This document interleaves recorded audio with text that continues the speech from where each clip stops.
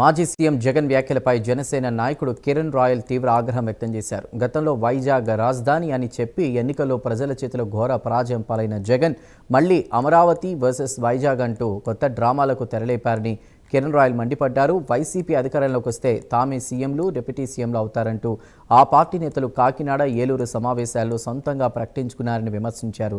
జగన్ భవిష్యత్తులో ఢిల్లీ, అస్సాంకి వెళ్తారా లేదా జైలుకు వెళ్తారా అర్థం కావడం లేదంటూ కిరణ్ రాయల్ ఆరోపించారు.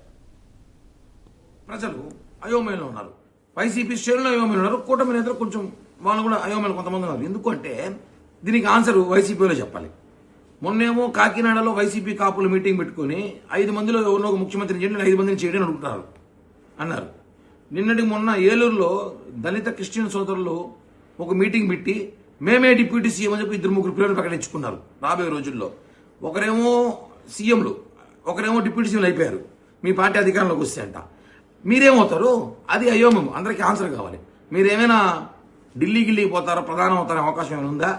లేకపోతే అస్సాం ట్రైన్ ఎక్కేదో, లేకపోతే మీరు జైలుకి వెళ్ళిపోతారని చెప్పి ముందే మీ అనుచరులకి ఏమైనా, మీ నాయకులకి, కార్యకర్తలకి ఏమైనా సమాచారం ఉందో తెలియదు. కానీ ప్రజలు అదే అనుకుంటారు అందరూ. దీనికి ఆన్సర్ వైఎస్ఆర్